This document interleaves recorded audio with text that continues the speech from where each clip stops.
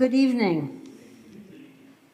For those who don't know you, my name is Sister Kathy Duffy. I'm the president of the American Teilhard Association, as well as director of the Institute for Religion and Science at Chestnut Hill College. And I'm really pleased to welcome you to this evening's program, both those of you who are in person and those who are watching on Zoom. A particularly warm welcome to those who are joining us for the first time. I know we have several here in the audience.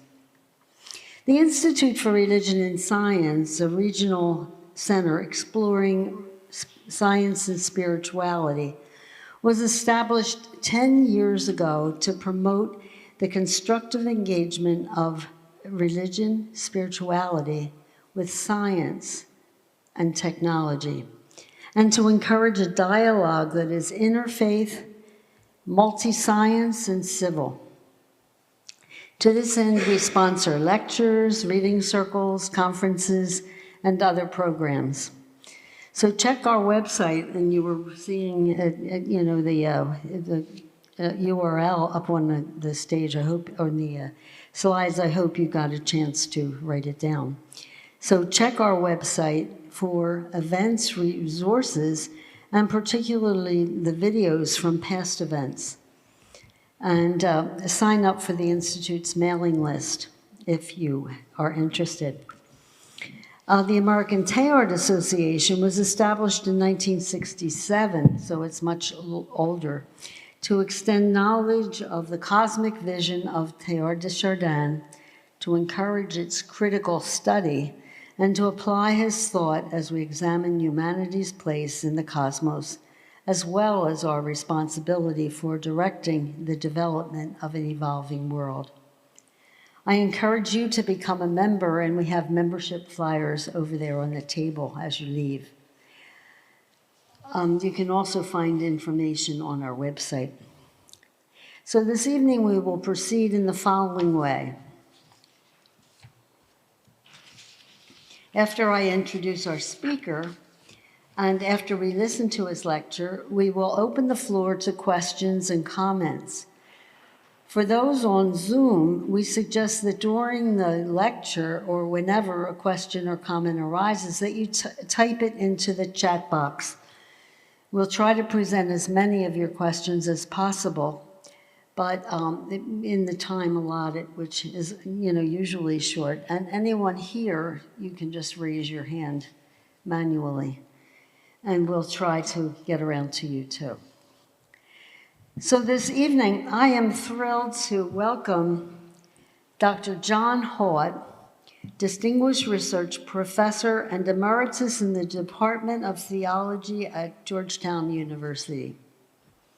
A systematic theologian with particular interest in the nexus of science, cosmology, evolution, and ecology, Haught is among the most creative and constructive theologians in the field of science and religion, providing a brilliant and exhilarating analysis of what faith means in an age of science.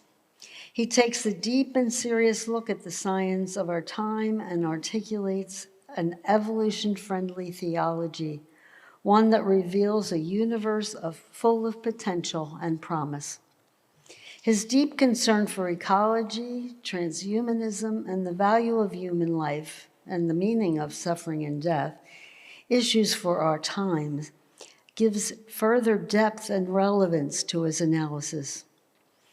It offers a way for believers to think about how religion relates to discoveries in modern science, and as a consequence, suggests the possibility of a robust and credible faith. The author of 21 books, more than 100 book chapters and articles, as well as hundreds of invited lectures and major academic presentations, Haught plumbs the profound depths of the universe and offers fresh insight into the biblical nature of hope. In order to clarify his position with those who differ from him, he is engaged in countless stirring debates with both the new atheists and the creationists. And in 2005, he even testified as an expert witness on behalf of the plaintiff at the intelligent design trial in Harrisburg. Despite his brilliance, John Haught is a humble man, one who has dedicated his life to an exceptionally clear articulation of a theology that not only satisfies the mind, but also touches the heart. And so Chestnut Hill College was so impressed with Jack that we've offered him an honorary degree. So he is one of our alums.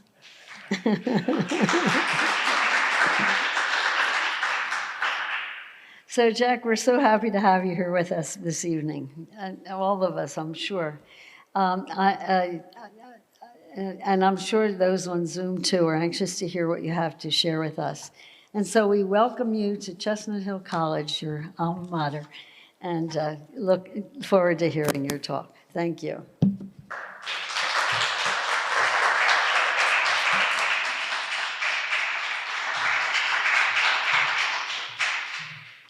Well, thank you once again, Kathy, for your more than generous introduction.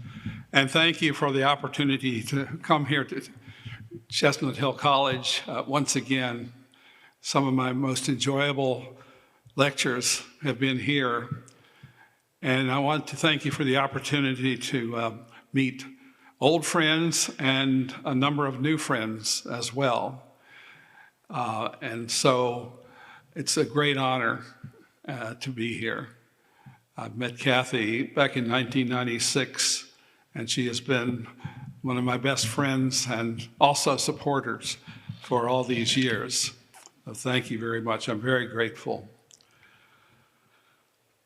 I'm going to begin with two quotations from our subject, Teilhard de Chardin.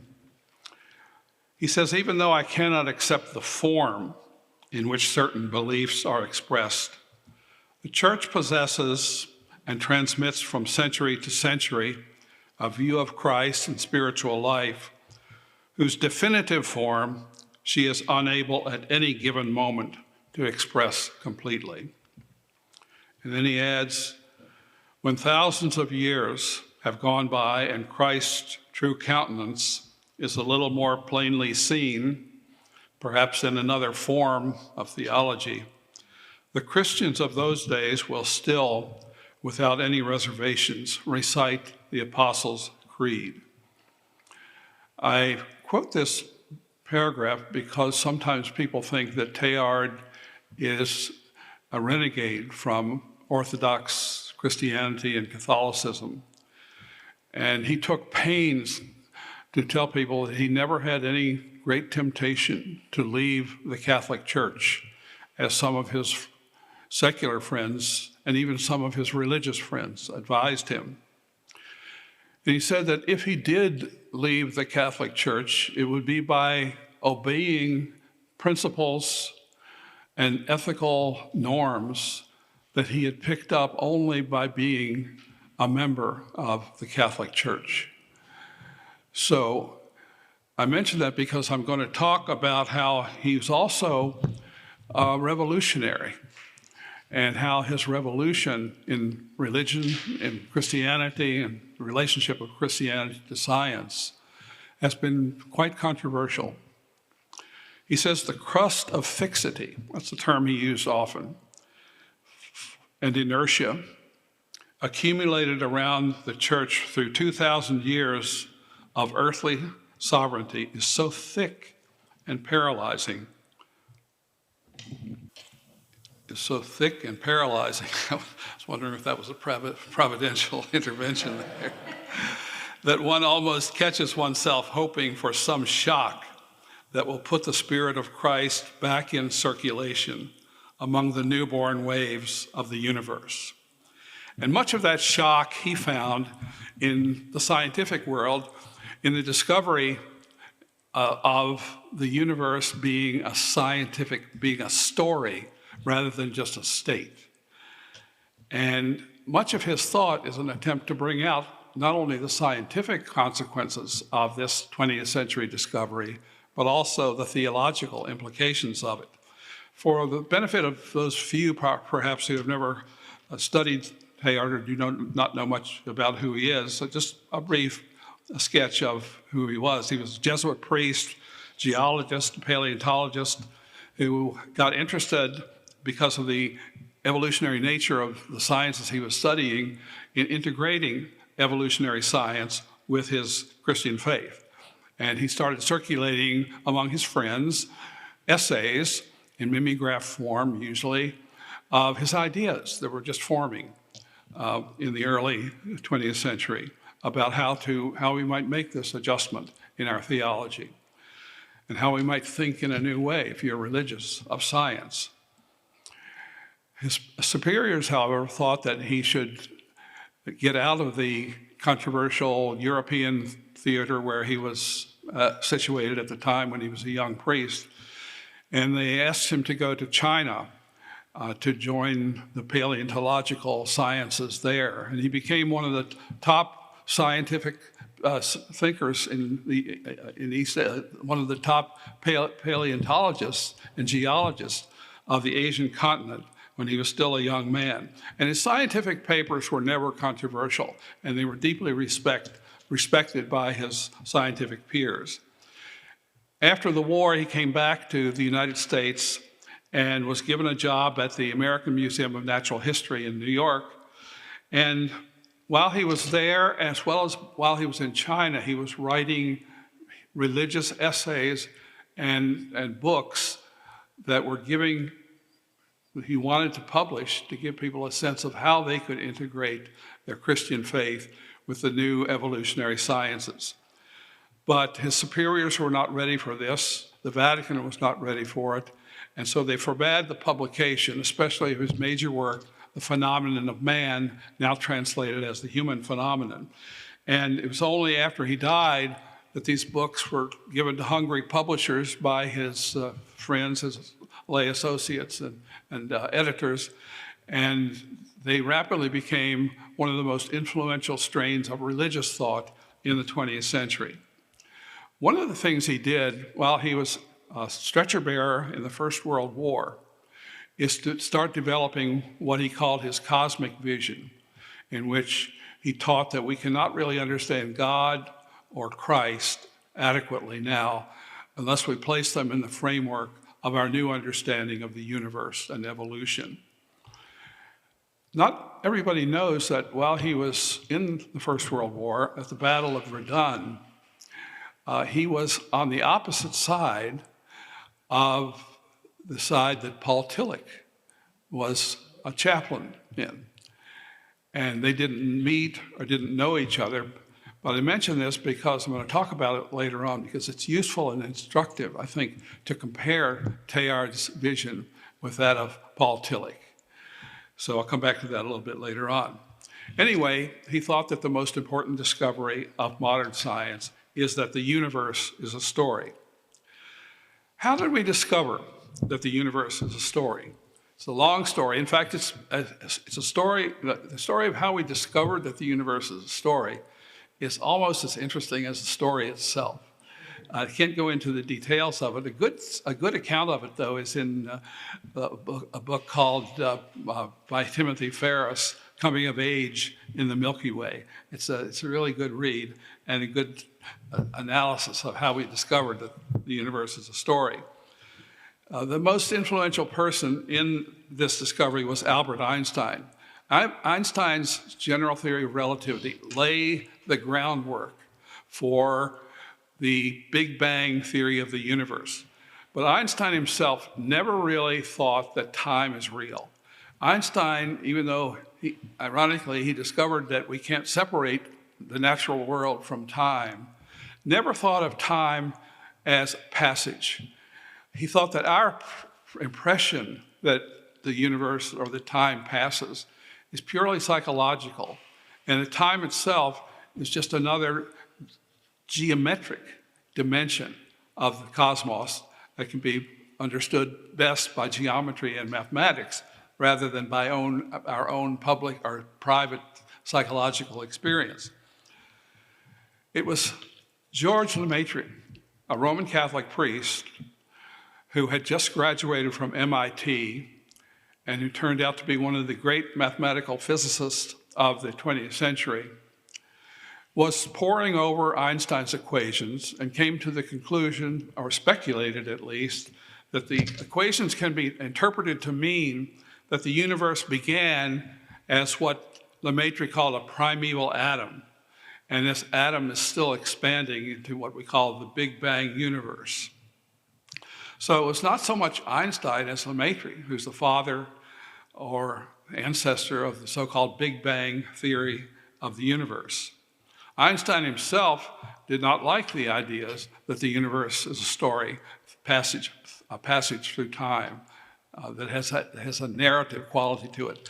He thought the universe was eternal. He was influenced by the philosopher Benedict Spinoza, who was a pantheist, who identified nature with God. And since God has the attributes of eternity and necessity, then the universe must have the characteristics of eternity and necessity. So the whole idea of placing this universe in time seemed almost blasphemous to Einstein himself.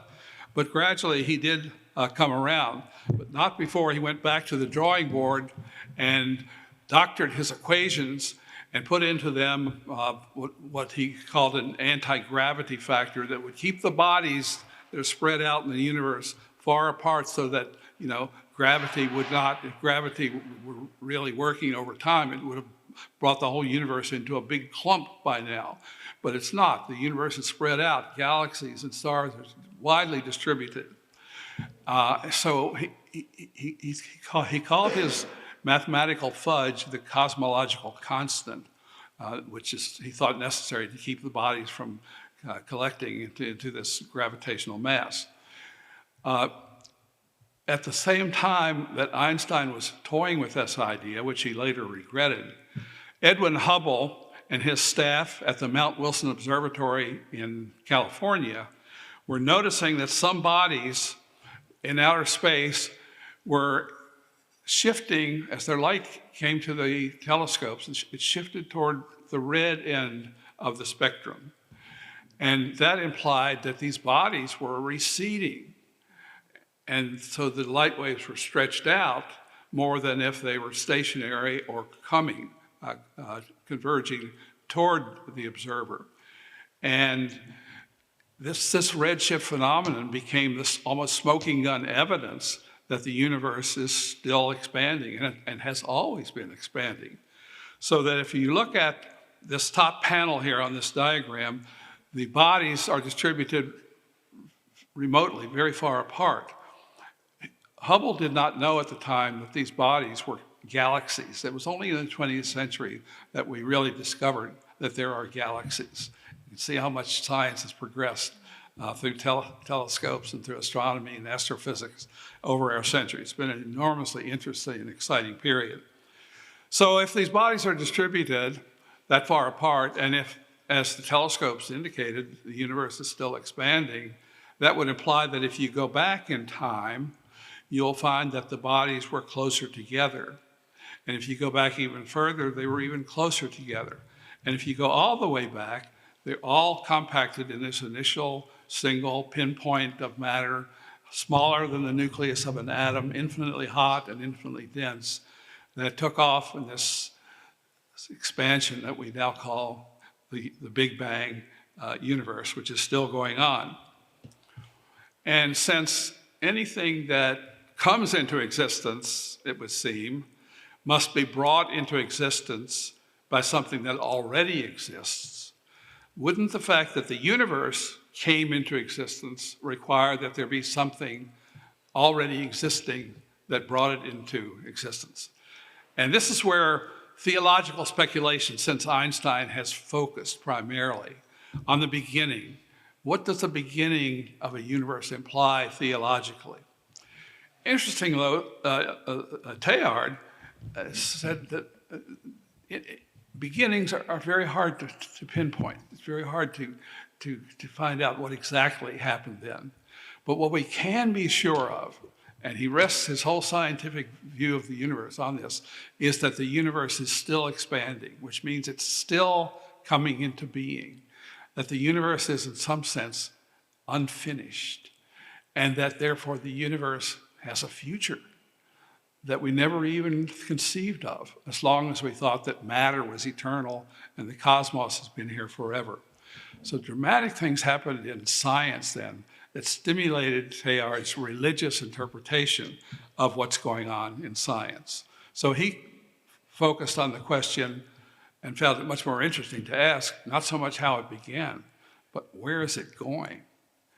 And what implications should that have for us and for our lives, including what should we be doing with our lives if the universe is still coming into being? Where is it going? And this understanding of a universe, an unfinished universe, he thought should become the setting, the primary setting for all future theology. I have to confess that it hasn't yet happened, but it should happen, and it could happen.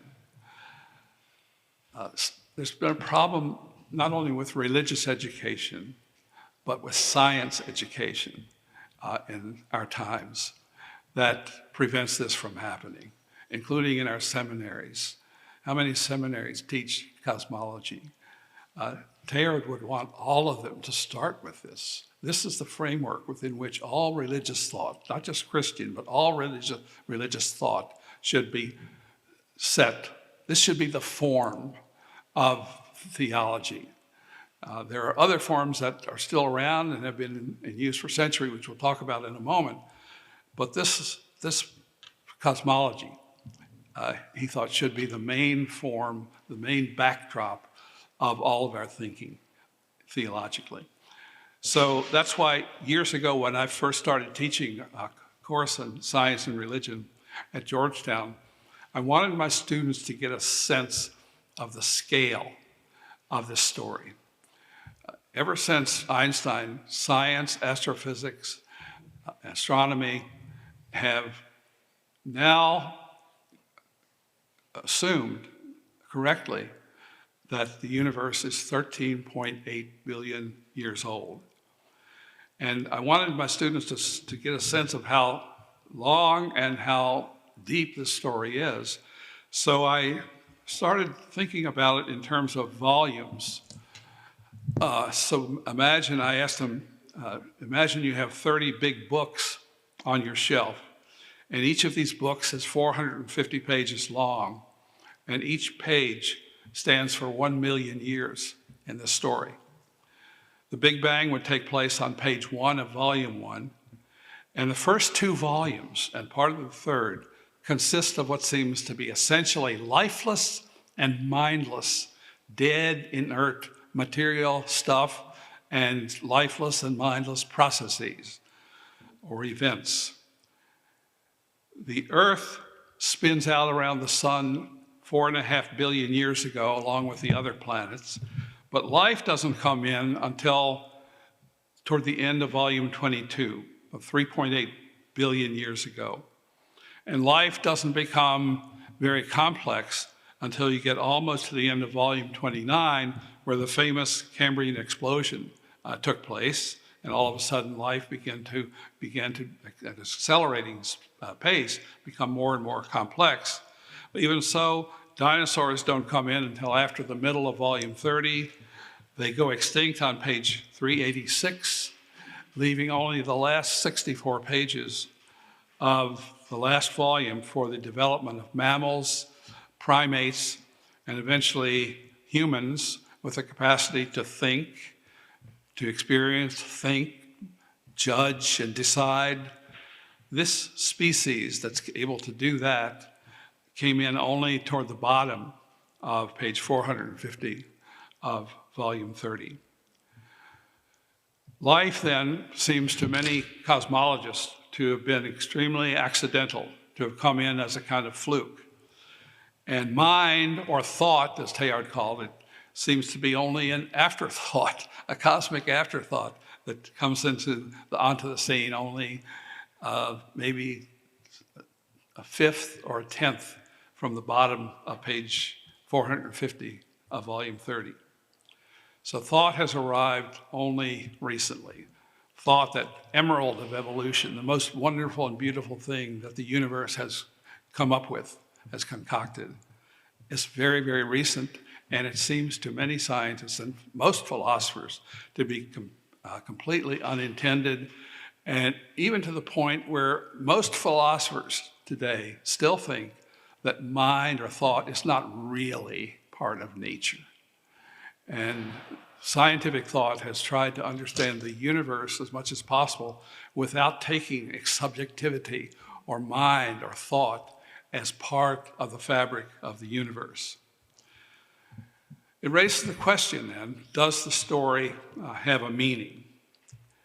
And what Teilhard came to believe was, at the very least, it raises the question of meaning because the story has been one of awakening, matter awakened to life and life to thought.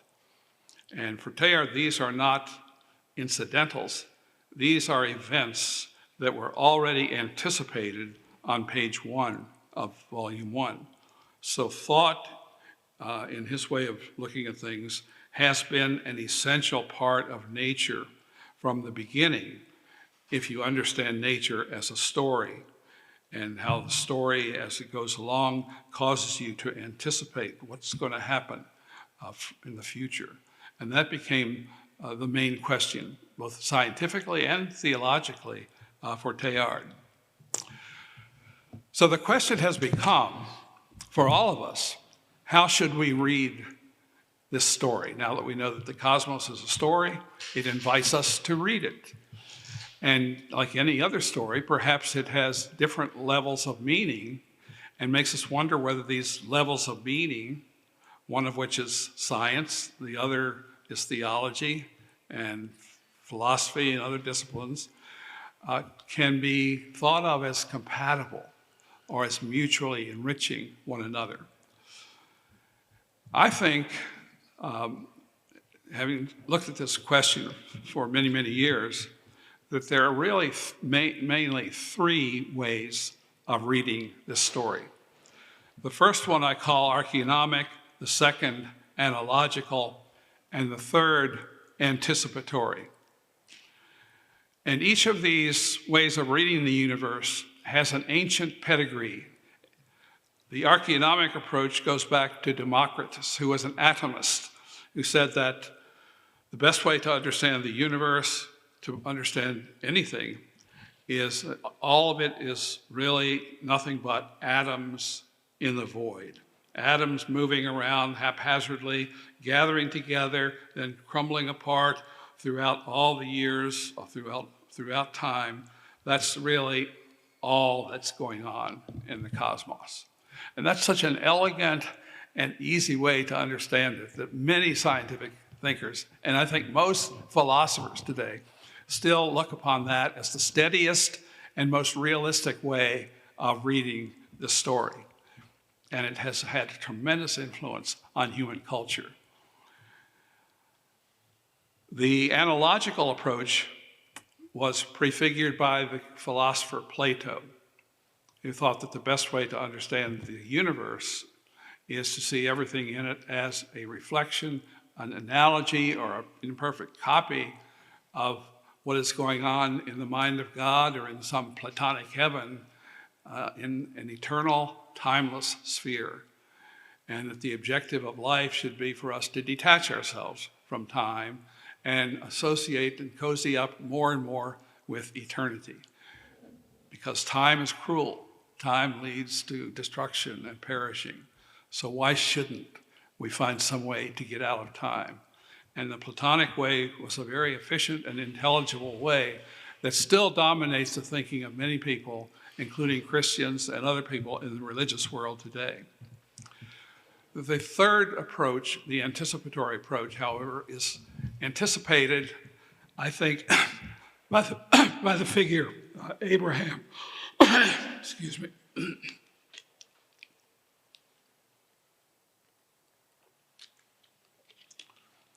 Stories about Abraham gave the Hebrews and eventually Christians, and all the rest of us, at least unconsciously, a sense that there is a future, that there is promise, and that there is reason for hope. And this will be the approach that Teilhard will take. Let me say a little bit more about each of these before we go on.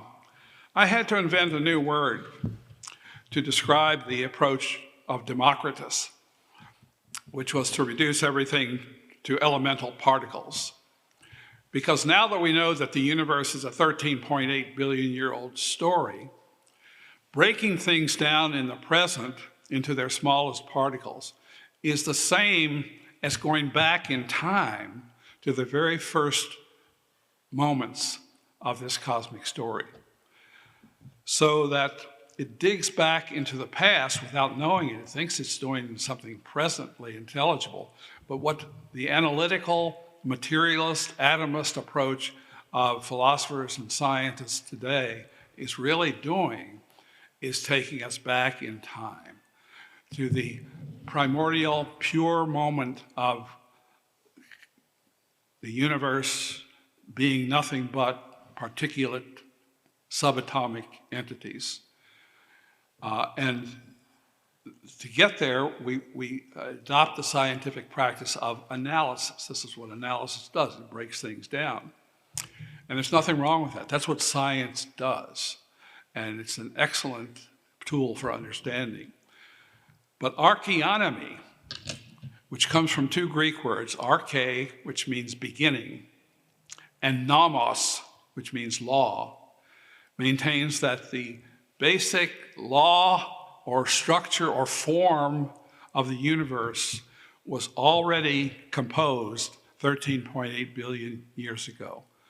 In the laws of physics, which have been, in Einstein's thought, eternal and unchanging, inviolable, and the entities, the elements that these laws have ordered and structured into different kinds of being over the years.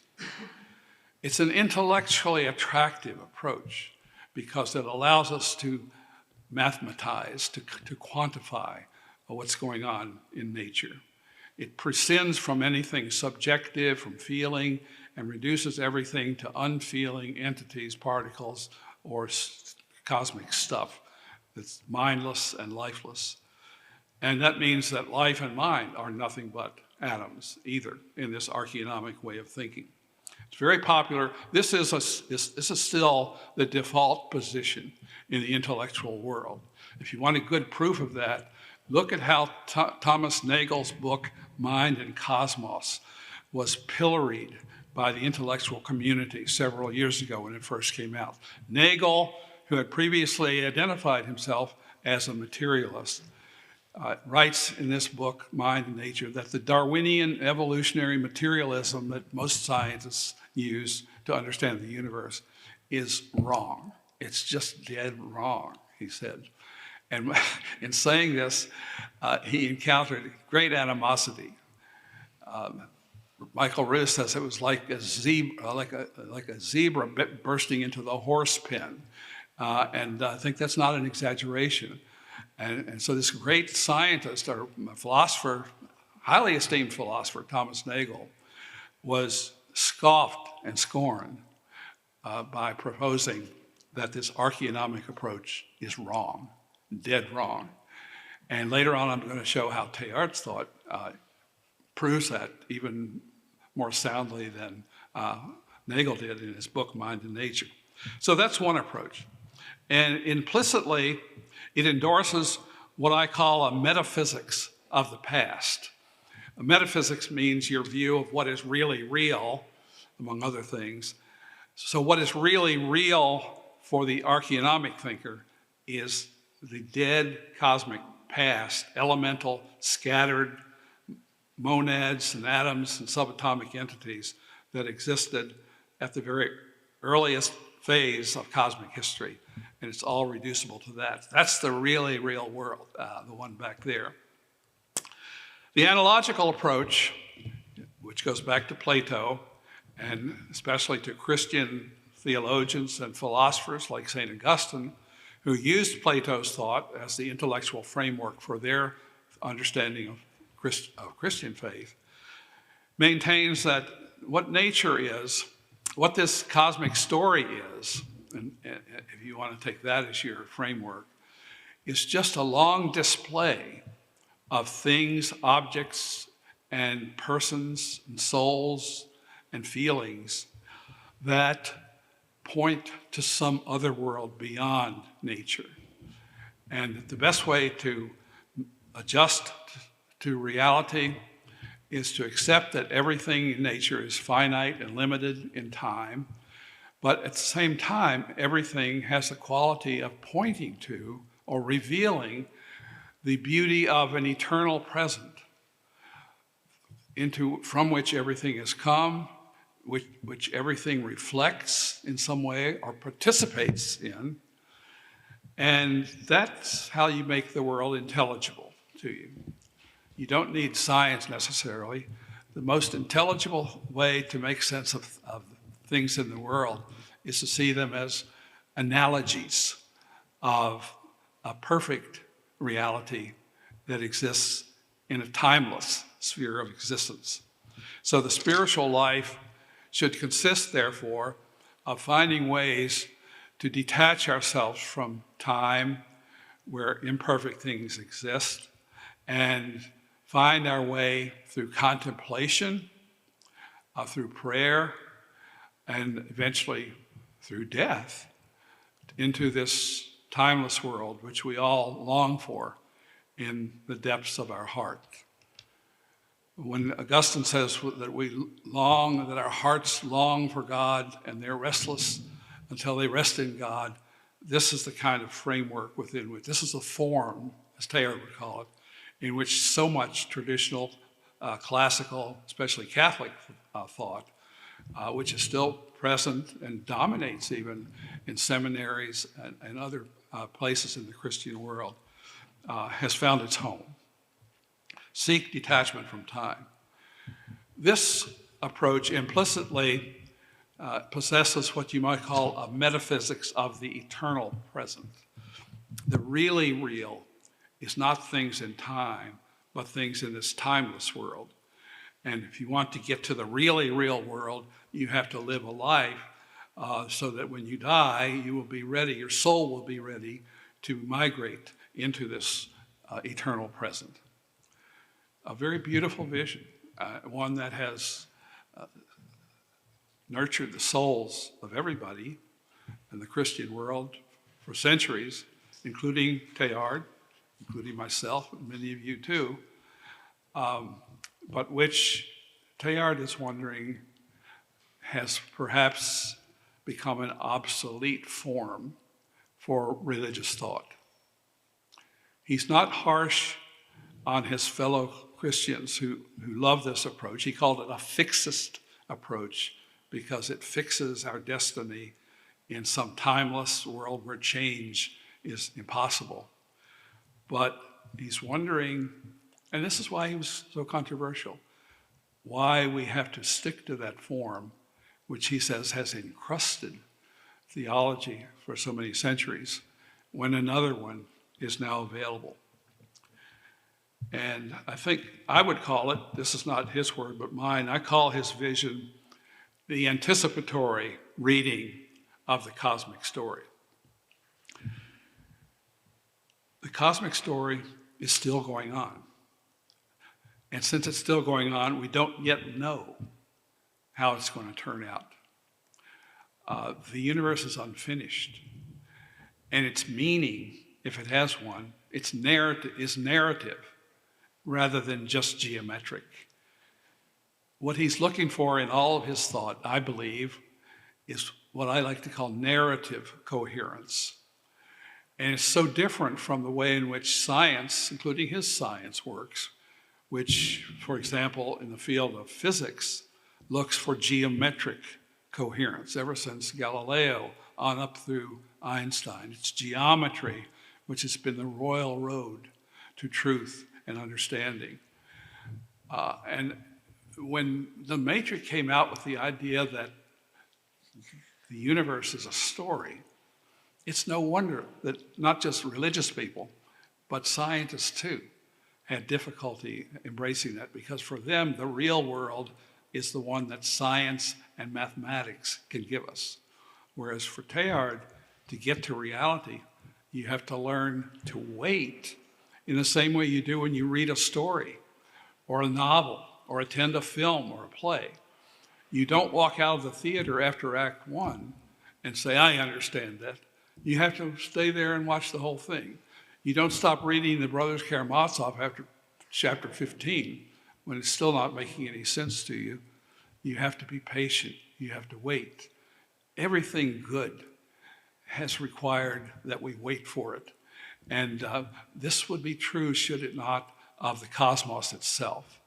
The intelligibility of the cosmos is something for which we wait in anticipation.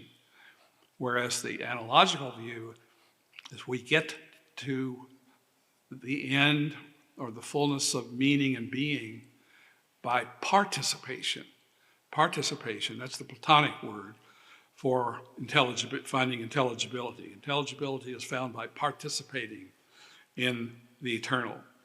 Whereas for Teilhard, intelligibility requires hope, requires the willingness to wait in expectation of something really big coming from up ahead. So we can't yet expect to make full sense of the universe. We need to wait for narrative coherence. And the name I give, this is not Teilhard's name, but somewhat controversially, I've given the name Metaphysics of the Future to this anticipatory view. At one point in Teilhard's writings, after he struggled all of his life to find what he called solidity, something that's really unquestionable, something that can be the truth in which you can plant your soul. For him, as he says one time, the universe leans or rests on the future, or is cantilevered on the future as its sole support. This is kind of new, except it's something like the Abrahamic understanding of time and reality, where in the stories about Abraham, God comes out of the future, not out of the eternal present, but out of the future, and invites Abraham to leave his home and his ancestors and take his family and move into a new future. And this became the fundamental motif of biblical thought. It's still there in St. Paul. When St. Paul tries to justify his own conversion, he says, I'm just following what Abraham did, trusting in the future. One of the impediments to that way of looking at things in religious thought has been the almost unmovable form of analogy. So that what we have in Teilhard's thought in the context of other believers and theologians is a kind of conflict between the analogical and the anticipatory approach. Now, to summarize, the archaeonomic approach sees the story, the cosmic story, but no meaning in it. The story is just a sequence of events, deterministically and by chance, changing over the course of time. And time is merely a disturbance of the original simplicity, which we should get back to, according to many scientific thinkers today. Get back to that original simplicity. Peter Atkins, a British physicist, in one of his books, wrote that all this complexity and variety that we see around us is nothing but primordial, elemental simplicity masquerading as complexity. So to understand complexity, you have to see it as a mask, cloaking and keeping your mind from getting back to the real world, which is that of original atomic multiplicity and dispersal. The analogical approach sees meaning in nature. It sees everything in nature, including everything in the cosmic story, as a almost a display, extravagant display of sacraments or symbols that should point our minds and our hearts and our spirits toward the eternal present. So nature is meaningful, but the analogical approach, which characterizes most Christian thought even today, completely ignores the cosmic story as inconsequential.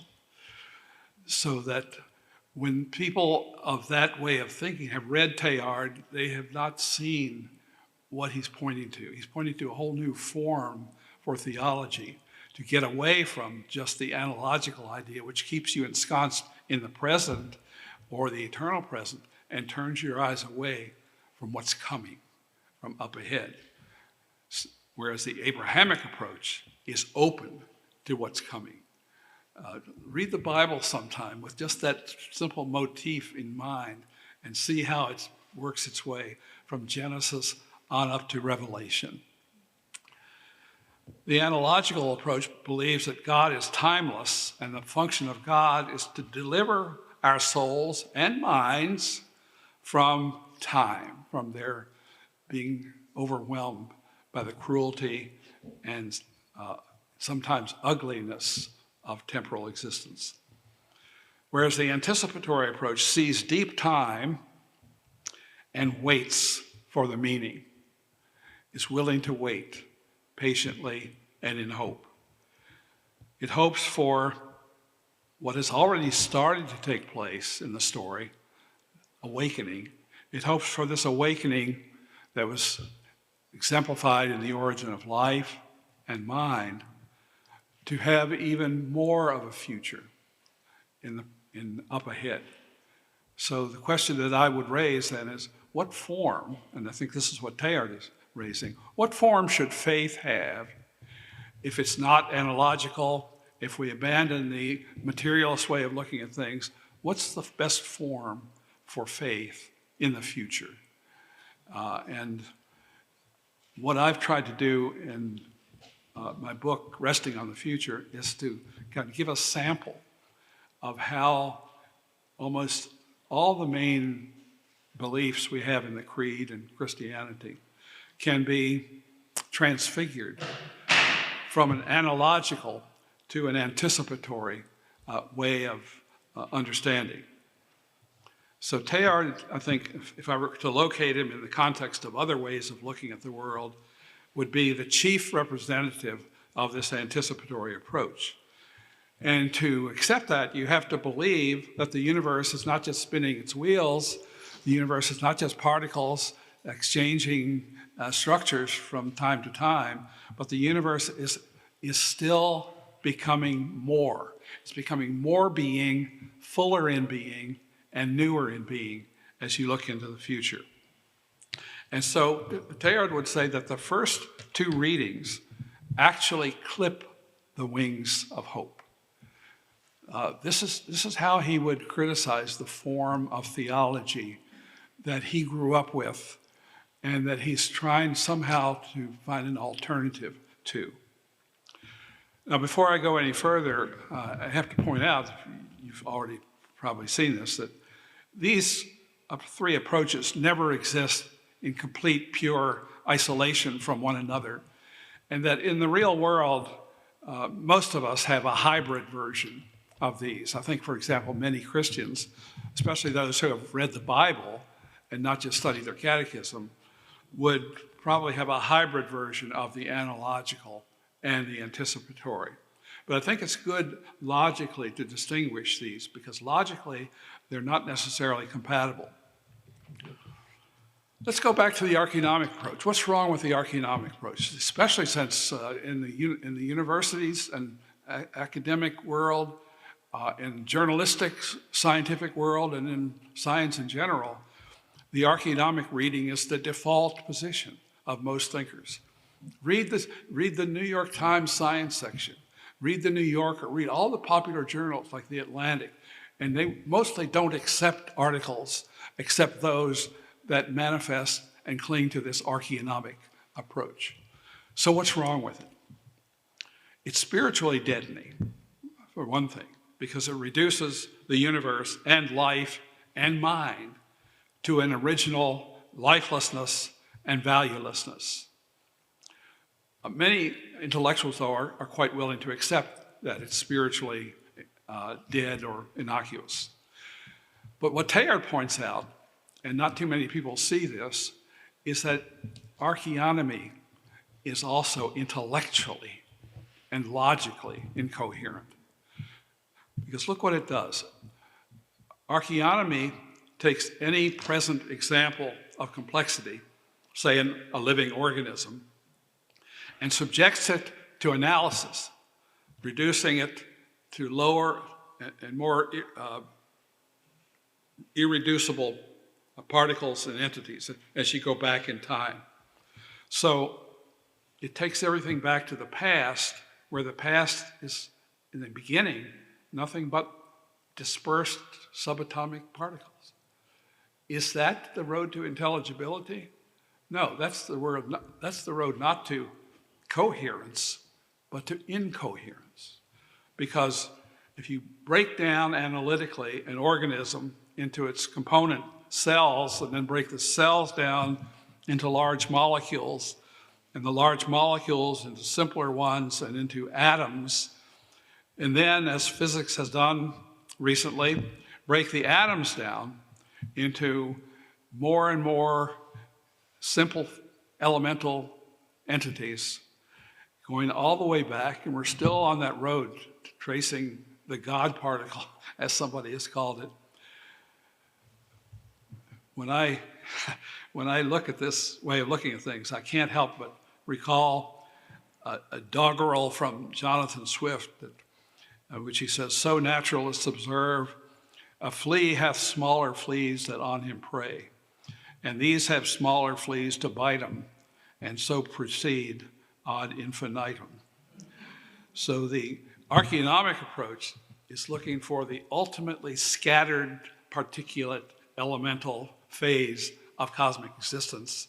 Then it adds in inviolable laws of physics, and that's enough to understand everything that ever can happen or will happen. But it has arrived at what Teilhard calls decoherence, another word for which is unintelligibility. To make things intelligible, you have to unify them into some overall scheme that locates each entity within that scheme.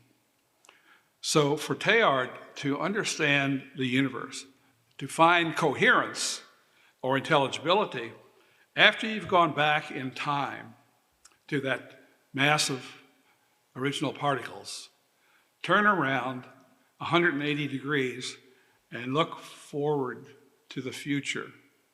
And then you will see these particles coming together over time in more and more interesting and complex configurations.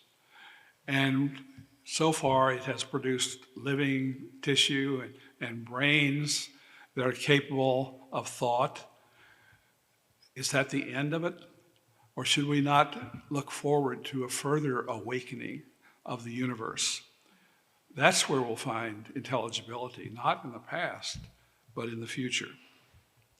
Only by looking toward the not yet can we begin to make sense of the cosmic story. And for that, you need patience. What about the analogical form of theology, which pictures the universe as a ladder of static levels, matter, plant, animals, humans, angels perhaps, and God? This scheme operates according to what you might call the principle of plenitude, that everything that was ever intended to exist will find a place in this static, vertical, hierarchical scheme, or great chain of being, as some call it, and where each chain reflects or participates in eternity in its own way. And that's what gives meaning to this analogical world. The problem with it, if you follow Teilhard, and these are not his exact words, but this is my understanding, is that the analogical form that's fundamental form of our religious and theological life now, since antiquity, doesn't or even can't really appreciate the passage of time, and how the passage of time, and especially deep time, billions and billions of years, can give to cosmic outcomes a precious value that they would not have if they were magically and instantaneously brought into existence. Science is so lovely because it avoids magic. Good science does not allow for anything to come into being just out of the blue. But even scientists don't appreciate how, when they look at life and mind, they're not just particles of lifeless and mindless stuff. They are products of a long, long, storied history that gives meaning to them, value to them, that they would not have if they were instantaneously brought into existence. So instead of being a scandal to religious people that we've discovered that time is deep, theology should now make deep time its framework for thinking about the value of things. Furthermore, the analogical way of looking at things fails because of its hierarchical ladders, which seem to have lines of discontinuity between the levels, between and among the levels. The analogical approach thereby fails to acknowledge the gradualism in natural history, so that what we have to do theologically and ethically is somehow learn to realize, learn to think of what is good and what is real without blurring those lines, without thinking that somehow there are jumps in nature. Nature, natura non fecit saltum. Nature does not make leaps like that. Nature is a gradual process. And what happened early in the universe is precious as we look at life and consciousness here and now. So the whole cosmos becomes replete with a meaning and a value that it didn't have when we had only a static, hierarchical way of looking at things. And furthermore, I think all of us can realize this: the analogical approach in religion and theology has little interest, sometimes almost no interest, in the cosmic future. It's interested in allowing souls to awaken to the eternal present, but theology today, as in the past, is still not terribly concerned about the fact that the universe is still coming into being and that the universe still has a future, which it's very difficult for us to put our hands on, a future which is not yet, but which requires a faith that is willing to wait. Hope that is seen, St. Paul says, is not hope. Faith that is seen is not faith. So there has to be a story, sometimes a long story, if things are to be valued. And that's especially true of all things in nature. The analogical approach gives us what I like to call a halfway hope.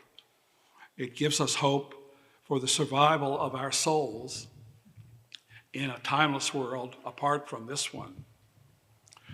But the problem with that intellectually is that after these souls have departed and gone to eternity, the cosmos is left soulless, mindless, and lifeless.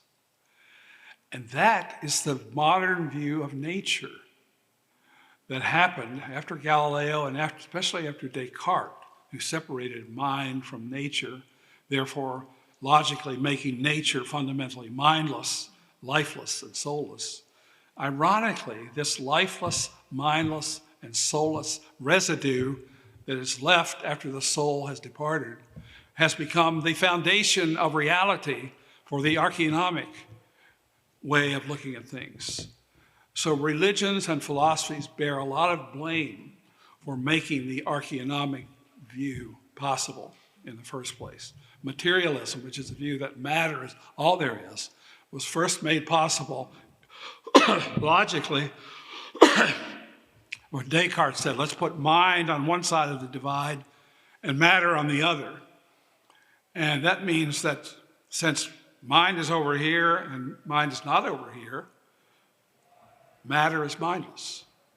But that became ultimate reality for the archaeonomic approach. And it could only be healed by a sense that time is real and that time is important. Time is not just a holding place for souls before they enter into eternity. Time is of utmost importance. And Teilhard justifies this theologically simply because his God, the God who becomes incarnate in matter, who becomes incarnate in Christ, loves the material world. So why shouldn't we? This is Teilhard's theology. I don't want to go into this, but I've read articles and books even maintaining that this static, vertical, hierarchical approach has been a convenient platform for clericalism and its way of organizing and structuring human existence, something that Pope Francis has identified as maybe the biggest problem in the Catholic Church today.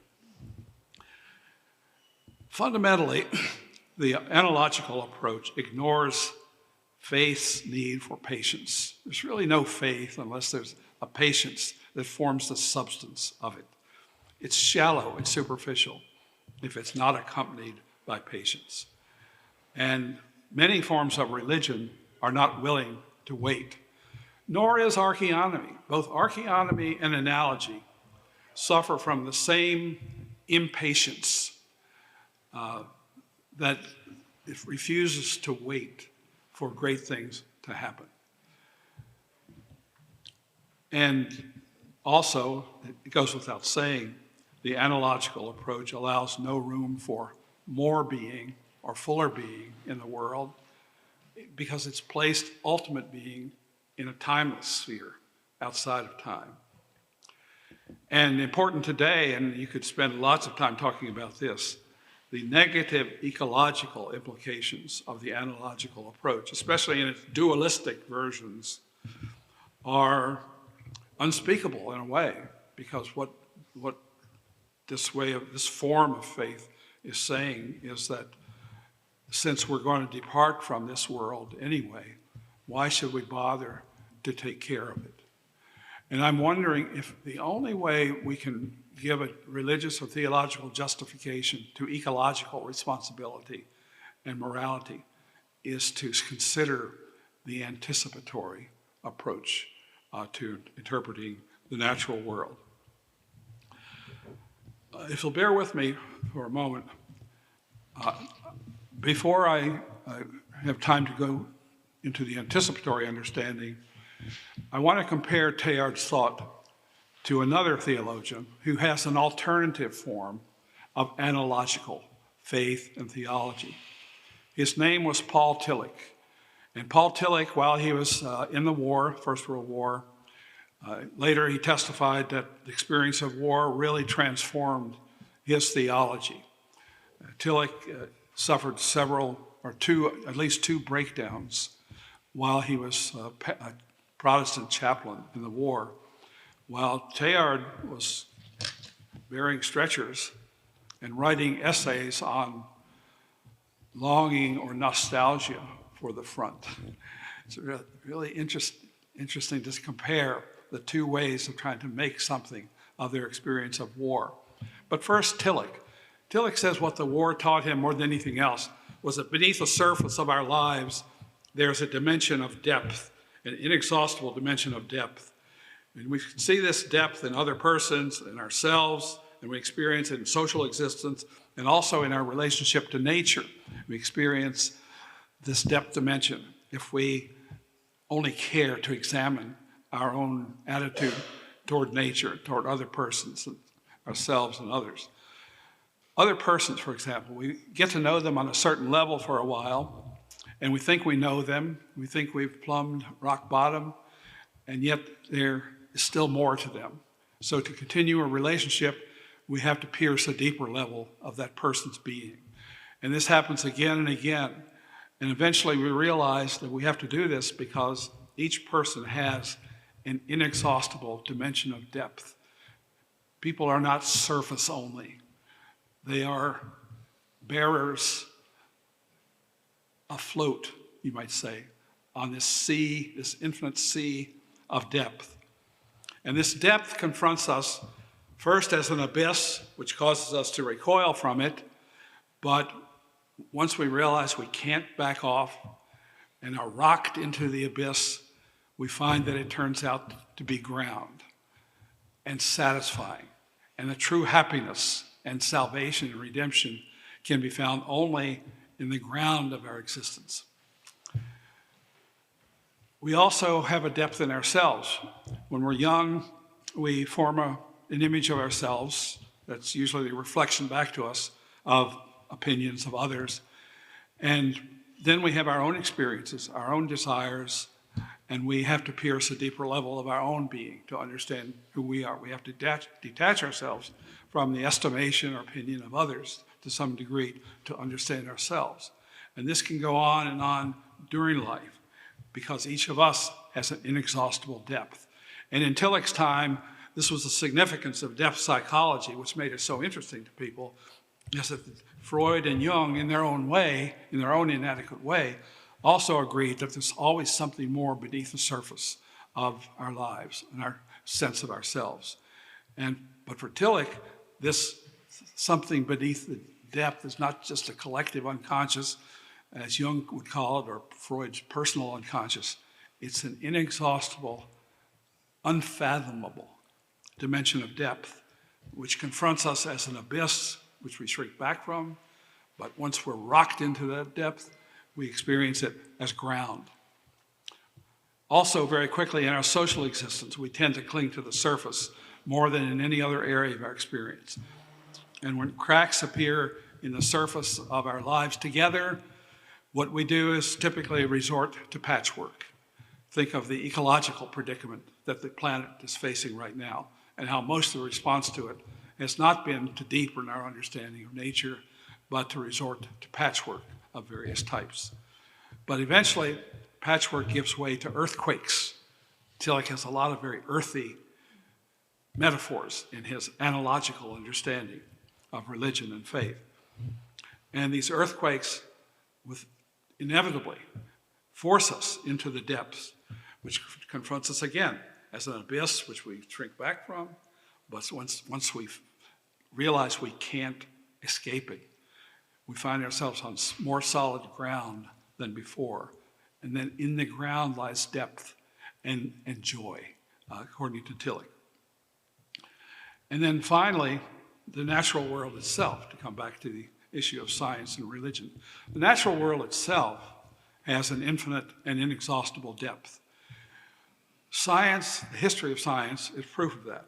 For centuries, we thought that Ptolemy, for example, had reached rock bottom in our understanding of the stars and planets and of the universe in general. But then Galileo and Newton, and before them Copernicus, came along and invited us to face an abyss that we hadn't faced before. So earthquakes take place in science, nowhere more than in the coming of Darwinian evolutionary biology. That has shaken the faith, has shaken the surface of the faith of so many people. And what have they done? Most of Christians, instead of embracing the depth that Darwin exposed, have resorted to the surface of design arguments, of pallid providential ideas of a designing deity, and have opposed Darwinian ideas. Whereas Teilhard was one of the first, and he's the one who inspired me most to dig into evolution. Teilhard realized that evolution is inviting us deeper and deeper. He eventually said that The only way to make sense of faith and theology is to see it in an evolutionary context. Einstein, too, rocked the surface of our understanding of nature. Even he was unwilling to face the temporal abyss that his ideas were opening up and that Lemaitre was making public. Einstein went back to the idea of the eternal present as the framework for his thinking. So it's not just religious people, it's scientific thinkers too, who find it difficult to face the abyss of nature. But there is an inexhaustible depth of nature which makes the history of science possible and which actually gives science a future. It's an abyss, but it's also ground. So there's not going to be any near ending to scientific exploration as long as there's this infinite, inexhaustible depth beneath the surface. So what does faith mean, and what do the words God mean in a Tillichian context? The name of this infinite and inexhaustible depth is God. That depth is what the word God means, and if that word has not much meaning for you, translate it and speak of the depths of your life. Perhaps in order to do this, you must forget everything traditional that you've learned about God, perhaps even that word itself. And Teilhard would say that Tillich's version of the analogical form is interesting, and in many ways it's an improvement, but it still leaves something out. It leaves out the dimension of futurity. It ignores the fact that the universe is becoming more and is becoming new. So Teilhard's anticipatory form of faith, to summarize, would argue that faith looks for God coming from up ahead. God comes in the arrival of future. It's not the depth that grasps us so much as it's the future that is grasping hold of us. And we resist that almost as much as we resist the depth beneath the surface. So look for God, Teilhard would say, and for freedom and redemption, not in gaps of the past, as science is looking for, nor in interruptions, magical interruptions of nature, nor outside of time. Look for God where the universe is still awakening to a new future, to what is not yet. And I'll have to stop there. The rest of my talk is not yet.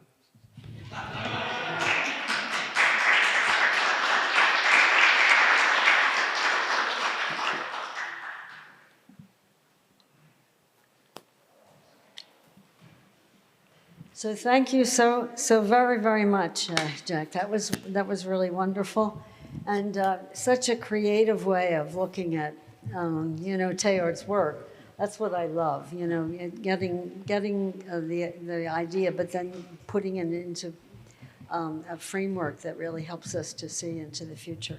So we do have time for some questions.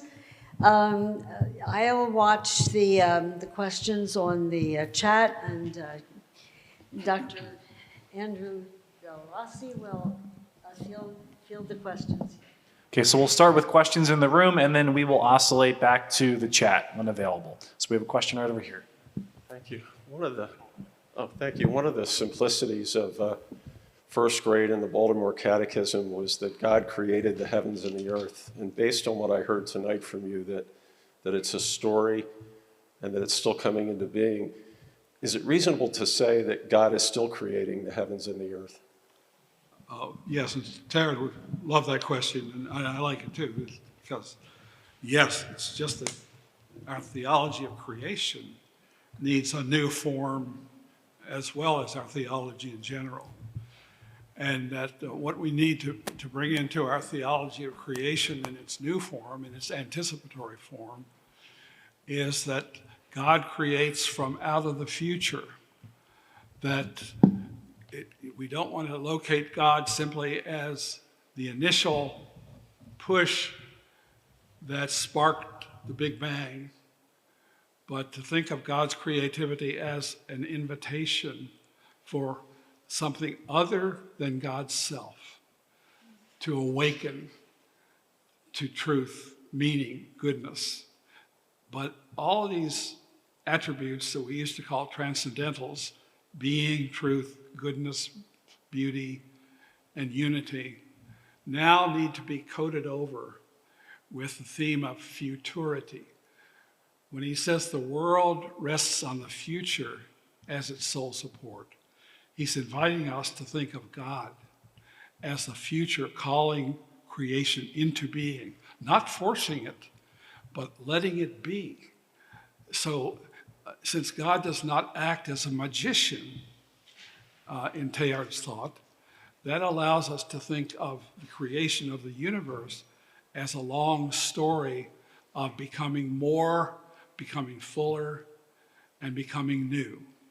And in that same line, Teilhard wants us to reconfigure Christology, our theology of Christ. What Christ is, in terms of an anticipatory universe, is the universe itself coming to a head where it's awakening fully to this call to become more, to become more real, more being, fuller, and sacred.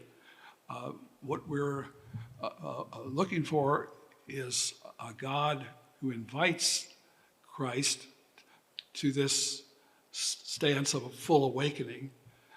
At the same time, in Christ, our theology rightly says that this awakener becomes fully present in the cosmos. So the future is not something out there. The future is something that affects every present moment, inviting it to become new.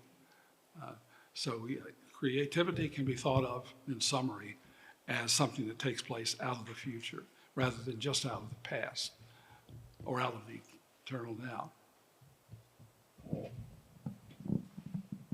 Thank you. Dr. Haught, Dr. James O'Sullivan from St. Joseph's University. First of all, as we discussed briefly at dinner, thank you for all of the work that you've done, deep admirer.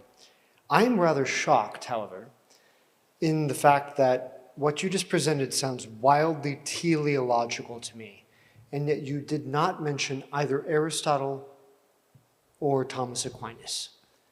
Yeah. And I'm shocked for many reasons, because I think that that goes to the heart of very much where the divides occur and the way that the divides are still existent. Yeah.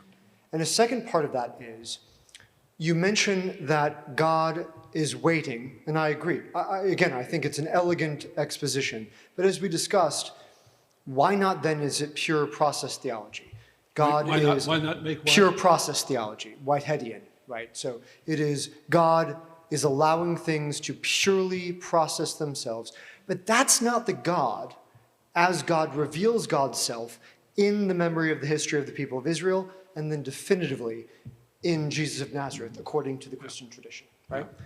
So I am curious, when Teilhard insists upon, yes, the alpha, and then the omega point, is not the omega point been happening?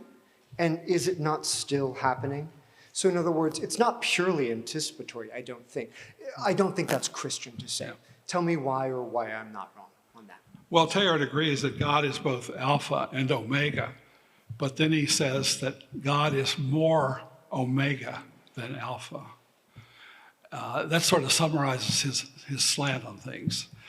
And as for Aristotle and Thomas Aquinas, I have talked about them in my studies of the analogical vision as different forms of the analogical vision. In a talk like this, you have to be very generalized. Alfred North Whitehead used to say, in your talks and teaching, seek simplicity, but then mistrust it. And I try to follow that, and that's why I entertain and appreciate your questions, because they obviously point out places where I need to develop my understanding of the analogical vision. And Aristotle is extremely important for the great chain of being idea, which Thomas Aquinas accepted, and which most theologians have accepted, which I accepted when I first studied theology. I was entranced, I was intrigued, I was infatuated by this analogical vision. It's one of the most beautiful things I've ever heard. And it delivered me from a lot of misery that I would have had if I didn't have this to fall back on. All Teilhard wants to do is just transform, not reject the analogical vision, but transform it into to give it another dimension, a dimension of futurity, which it has lacked and which the Bible has, but we have not appropriated sufficiently. Yeah. So we have a question from George Cosmides. He wants to know, is anyone working on this newer approach to theology? Is there an updated theology? And I think you've presented one, but are there others? Maybe that's a better way. I don't know of too many. I think it's implicit in the work of a lot of people who've studied Teilhard. What I'm doing, and what most Teilhardians do not do, is to draw a stark contrast between aspects of his thought and others. But to say that there's a contrast does not mean that there's a departure altogether. It doesn't mean jettisoning tradition. I'm still delighted to read Augustine and the fathers of the church, the early writers of the church, and I love Thomas Aquinas. I cut my philosophical teeth on Thomas Aquinas and found it the most exciting thing I had ever seen in my life. So I'm not in any way looking at Teilhard as though he's disparaging the tradition that he grew out of. He's saying that because of the nature of reality as unfinished, there is room for change. There's room for more being, for more fullness of faith. So he wants a faith that's fuller than the ones that he inherited in his theological training. He wants to show how faith is how not just I am grasped by ultimate reality, but how the universe has been grasped by God, the God of the future, from the very beginning. And I've pointed out in other contexts how contemporary physics and astrophysics have shown it's quite plausible for us to notice now that the physics of the early universe, such as the ratio of electron to proton mass, the ratio of the weak to strong nuclear forces, and especially the expansion rate of the universe, and the force of the gravitational coupling constant, which were set in the first moment of the Big Bang universe, are such that if they had varied infinitesimally from the values that they have, there would never have been any life, any mind. It would have been a mindless and lifeless universe throughout an inexhaustible and interminable future. So this anticipatory aspect that I'm emphasizing is not just a theological wish or dream. It's something that helps us make the universe, especially an unfinished universe, more intelligible, more coherent than does the dominantly archaeonomic way of looking at the natural world in the journalistic and academic world today.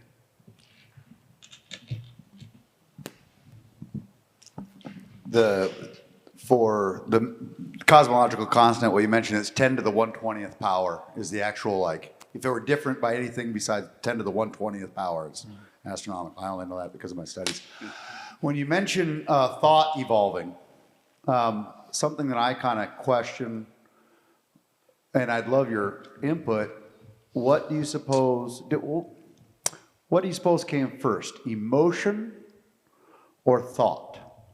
In other words, the development of relationship and close relationship between organisms themselves, or kind of an abstract thought and rationality of the universe? I would say, and I think Teilhard looks at it this way too, that since there are no sharp lines in this gradualistic evolution, there are no sharp lines of division, that the universe, after it became alive, became sentient in a very low degree of sentience, but that as time developed, sentience intensified, it turned into experience, and eventually it allowed for some kind of consciousness, rudimentary consciousness in primates and perhaps other animals. So I don't want to locate consciousness only in us, but it is in us in a rather remarkable intensity. So that if you have the idea that the universe is an anticipatory story, that you can see everything, including the phase of pure mindless material existence, as somehow anticipating a future in which life would eventually spark into existence, awaken. I like the metaphor of an awakening universe. An awakening universe can be asleep for a while, but then as time goes on, it can awaken.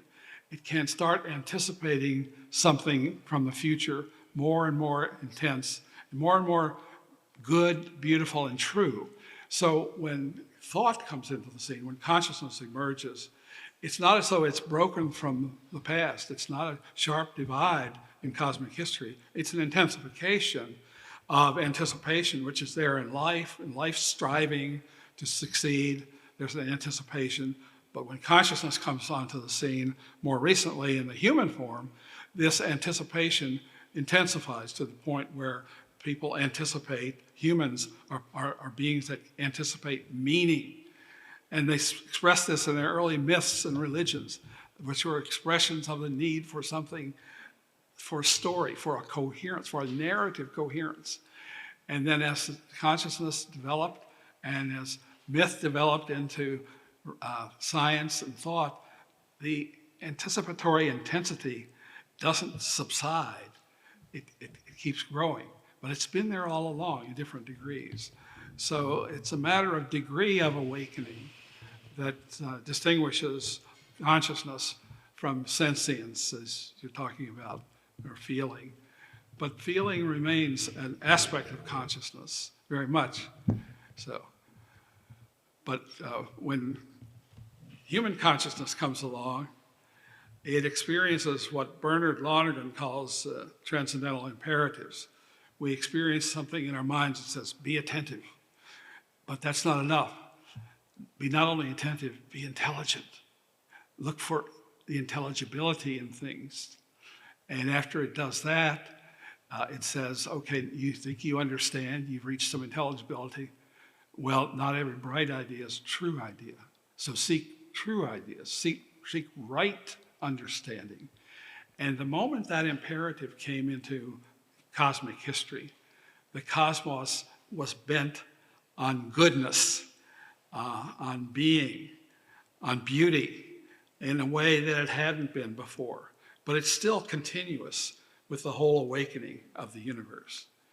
And the question arises then, to what is the universe awakening? And it's that question that we should locate theology, especially today, in relation to, not so much in relation to beginnings, how did it begin, but to what is it awakening? And hasn't this awakening been creatively preparing the universe from the beginning for deeper and deeper awakening? And since the 30 volumes I showed are perhaps in the final analysis only the dawn of this awakening, we have to make room for the possibility of other volumes up ahead. And in order to do that, we have to be ethically prepared to save the life systems of our planet Earth or elsewhere in the universe so that this future awakening can take place. So the great sin of ecological abuse from a Teilhardian point of view is that we cut off the anticipatory elan of the universe and suppress it. That's the tragedy of ecological abuse. We have a question here from Donald Leonard. who says, what does the divinization and the spiritualization of matter mean in Teilhard's writing? Okay, Teilhard uses the word spirit a lot. We should not understand it to be a dualistic way of thinking about things, arranging things in terms of matter on the one side and divine and spirit on the other. At one point in his writings, he says that matter is spirit in the state of multiplicity. He's talking about the early universe. Spirit was not absent in this particulate phase of the cosmos. And spirit is matter in the state of unity.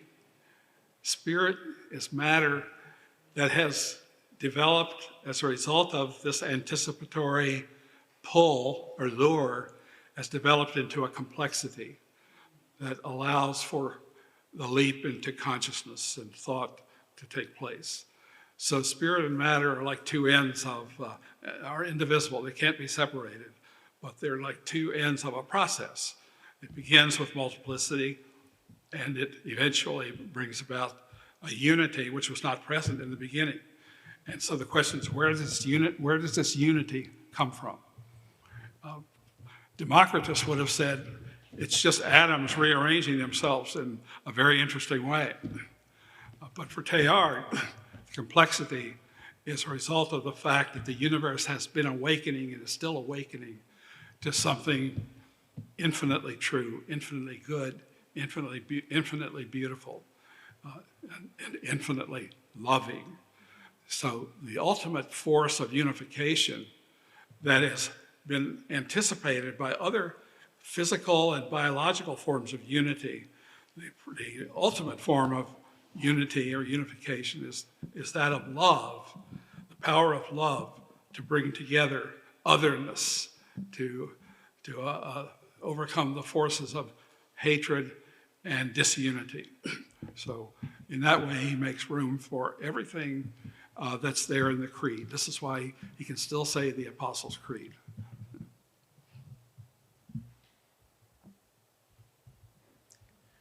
Thank you, Dr. Haught, for taking the time to answer these very thoughtful questions. Thank you for your second presentation in 2 nights here. So on behalf of the American Teilhard Association and Chestnut Hill College and Dalesford Abbey, we are just incredibly grateful for all of your wisdom that you've shared with us. Let's give Dr. Haught a final round.